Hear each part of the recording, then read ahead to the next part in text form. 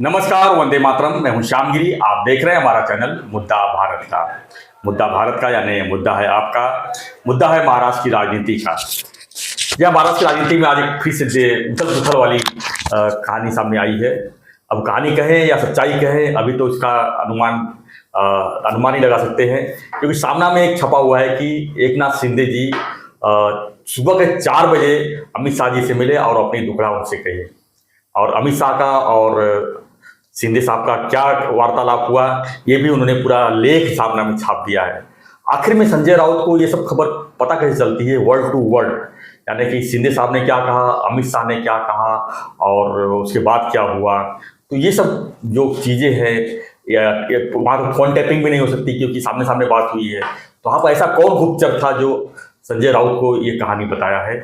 फिलहाल कहानी क्या है हम आपको बता देते हैं। कहीं ना कहीं जो घटनाएं इस समय हो रही है उसको लेकर कुछ तो सच्चाई है इसके अंदर। तो कहानी क्या है ये हम पहले जान लेते हैं। अमित शाह जी के यहाँ जब पुणे में एक होटल के अंदर शिंदे साहब पहुंचे तो अमित शाह जी ने कहा कि सुबह के 4 बजे है, इतना क्या अर्जेंट है जो आप आ गए। तो शिंदे साहब ने कहा कि आपको सब मालूम है यहाँ क्या हो रहा है। तो शाह साहब ने कहा क्या हो रहा है। शिंदे, मुझे और मेरे लोगों की घेराबंदी करने की कोशिश खुलेआम हो चल रही है। शाह जी ने कहा ऐसा कैसे हो सकता है, मैं देवेंद्र जी से बात करता हूँ। शिंदे जी ने कहा मुझे दबाने की खत्म करने की पूरी कोशिश हो रही है, आपके भरोसे हम आपके साथ आए, आपका वादा था कि चुनाव के बाद भी मैं मुख्यमंत्री रहूँगा।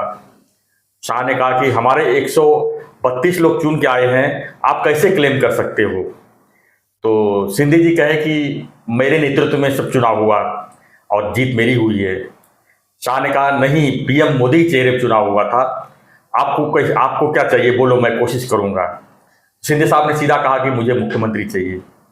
तो शाह ने कहा देखो भाई ये ठीक नहीं है, अभी नहीं हो सकता, पार्टी का ही मुख्यमंत्री होगा। तो शिंदे साहब कह रहे हैं मैं क्या करूं फिर। बोल रहे हैं कि आप बीजेपी में मर्ज हो जाओ, आपका क्लेम सीएम पद तब तक बना रहेगा। बाहर का आदमी अब महाराष्ट्र का सीएम नहीं हो सकता, आपका रिस्पेक्ट हमने पहले ही रख चुके हैं। फिर शिंदे साहब कह रहे हैं फिर हमारे पार्टी क्या होगा। तो शाह साहब कह रहे हैं वो हमारे पर छोड़ दो, वो पार्टी हमने ही बनाई है, आप चिंता मत करो, आप जो है बीजेपी में मर्ज हो जाओ। तो ये सब स्टोरियां जो है बाहर आई हैं, सामना में छपा हुआ है। और संजय राउत चिल्ला कर रहे हैं कि देखिए एकनाथ शिंदे को किस तरह से यूज करके थ्रो किया जा रहा है। हालांकि फडणवीस जी ने जिस तरह से सीएम साहब का जो योजनाएं हैं, जिस तरह से उसको स्थगिति दे रही है, उसको देकर मनमुटाव तो चल ही रहा है, तनाव चल रहा है, ये तो सभी को पता है। लेकिन ये जो बातें जो हुई है शाह से और शिंदे साहब का, वो जो है जो चीज़ें सामने आने के बाद क्या हो रहा है महाराष्ट्र में, इस पर चर्चा, क्योंकि कल से अधिवेशन भी शुरू होने जा रहा है और वहाँ पर भी काफ़ी कुछ हो सकता है। हालांकि अधिवेशन में तो ये सब बातें सामने नहीं आएगी क्योंकि पार्टी का मामला है और महायुति का मामला है। हमारे साथ में नवभारत के वरिष्ठ पत्रकार सूर्यप्रकाश मिश्रा जी, हम इनसे इसी में चर्चा करेंगे कि आखिर में जो ये वार्तालाप हुई है एक होटल के अंदर शाह और शिंदे में, शाह जी में और शिंदे जी में, कितना हद तक सही है। सर स्वागत है आपका। नमस्कार। आपने सुन लिया मैंने क्या कहा लोगों से, और जी देखा भी आपने कि किस तरह से वार्तालाप हमने भी देखा, और जिस तरीके से आपने कहा कि संजय राउत ने सामना में इसका खुलासा किया है जी। आप इसकी सबसे पहले तह में जाने की तो सब कोशिश करते हैं। रही बात संजय राउत की, संजय राउत की बात पर कितना विश्वास कोई करे, यह भी एक बहुत बड़ा सवाल है। संजय राउत की किसी भी बात पर कोई विश्वास मतलब इस समय महाराष्ट्र की राजनीति में कोई करता नहीं।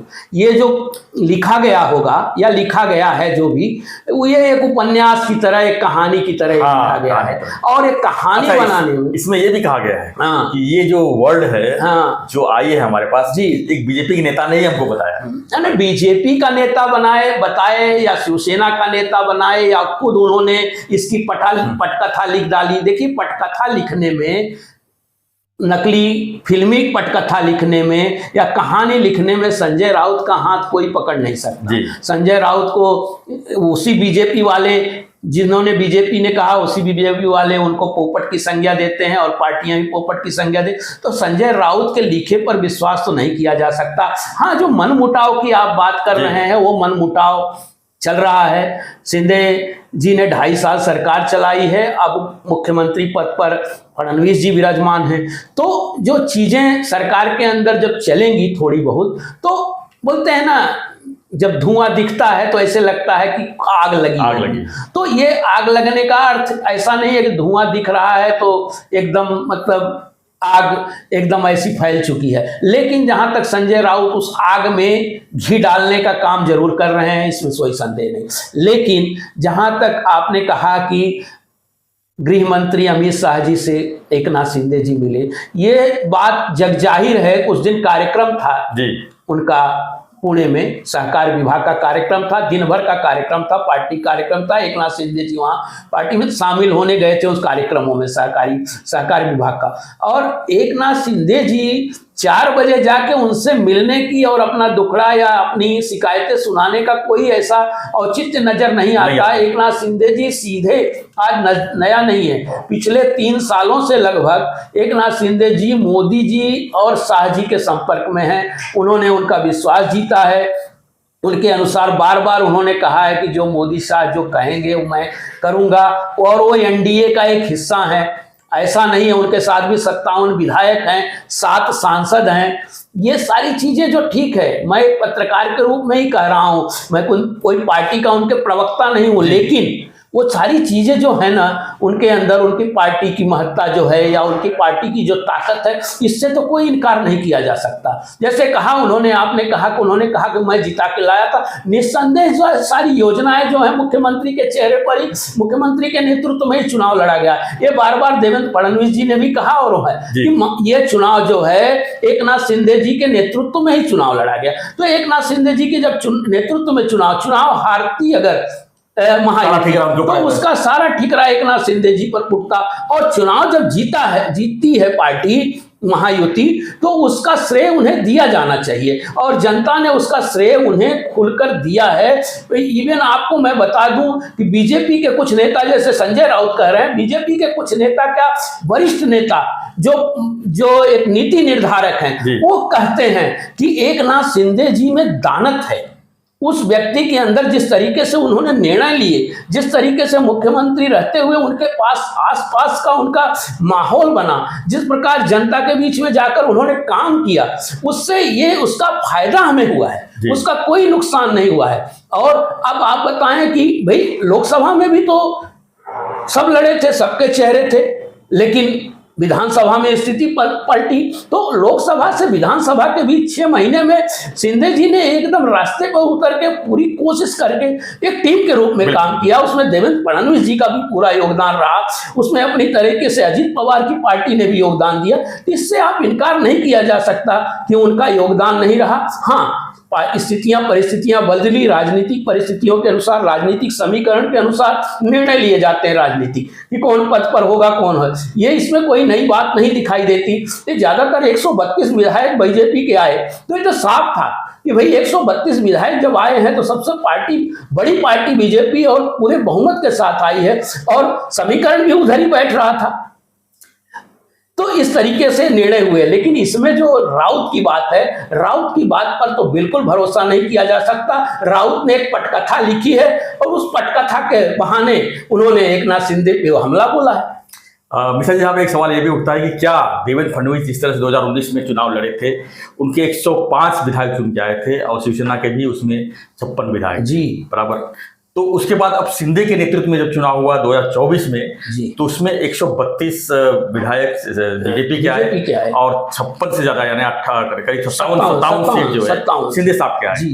तो इसमें क्या मानते हैं आपकी, अगर देवेंद्र फडणवीस के नेतृत्व में 2024 का भी चुनाव लड़ा जाता है तो क्या कम आते थे और कम आते विधायक ज्यादा? देखिए, राजनीतिक समीकरण बने तीनों पार्टियों का एक विधान, इसलिए मैं बार बार कहता हूं लोकसभा का चुनाव और विधानसभा का चुनाव, नगर पालिका का चुनाव सब अलग अलग तरीके से होते हैं। विधानसभा का चुनाव जो होता है, जो क्षेत्र का उस राज्य का नेतृत्व होता है ना, उस पर बहुत कुछ निर्भर करता है। तो ये तीनों का समन्वय दिखा विधानसभा चुनाव में। जिस तरीके से देखिए उसमें सीटों के बंटवारे का भी काफी होता है। मैं आपको यूपी का उदाहरण बता दूं, यूपी का उदाहरण इसलिए दिया जाता है कि कम सीटें बीजेपी को सबसे बड़ा स्टेट होते हुए, प्रधानमंत्री जी का होम पिच होते हुए, जैसे वहां से चुनाव लड़ते रहे बनारस से, तो उनका होते हुए भी क्यों नहीं आई? कि यही कहा गया कि योगी आदित्यनाथ की वहां सुनी नहीं गई, वहां कुछ नेताओं की चलाई गई, इसीलिए वो सीटों में कमी आई। हो सकता है आपका कारक, बहुत सारे कारक थे, लेकिन उसमें एक कारक यह भी था कि उनकी वजह से लोकसभा में बीजेपी को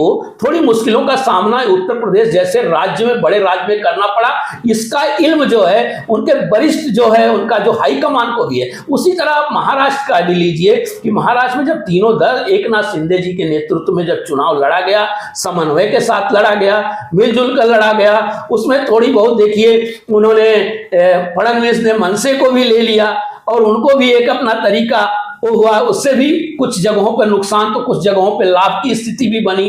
तो ये चुनाव रणनीतिक रूप से जो लड़ा गया वो एकनाथ शिंदे जी के नेतृत्व में लड़ा गया और उसका श्रेय एकनाथ शिंदे जी को बिल्कुल जा रहा है। भले वो मुख्यमंत्री बने हैं, मुख्यमंत्री नहीं बन पाए, लेकिन उसका श्रेय आज भी दिया जा सकता है कि उनके द्वारा की गई योजनाएं या उनकी मेहनत और उसके साथ साथ जो फडणवीस जी का साथ रहा। हाँ, अब जो स्थितियां बन रही हैं, जैसे आप लोग कह रहे हैं या मीडिया में आ रहा है, सही बात है कि उनके द्वारा लिए गए निर्णय, ये बात भी सही है। उनके खुद एक 3,000 करोड़ का स्वास्थ्य विभाग का वो तानाजी सावंत को टिकट तो दिया गया, लेकिन देखिए मंत्री नहीं बनाया गया उनको फिर से। एकनाथ शिंदे जी ने तानाजी सावंत को मंत्री नहीं बनाया। कुछ ना कुछ तो समस्या दिखी होगी। एक मंत्री के रूप में उनकी जिम्मेदारी थी कि स्वास्थ्य विभाग के उस टेंडर में 3,000 करोड़ का सब मामला था, उसमें कुछ कहीं ना कहीं समस्या आई, तो उस टेंडर को अब मुख्यमंत्री का वो अधिकार है, उस पर समीक्षा कर सकता है, उस पर रोक सकता है। तो ये सारी चीजें मैंने कहा ना, ये सब थोड़ी बहुत चलती रहेंगी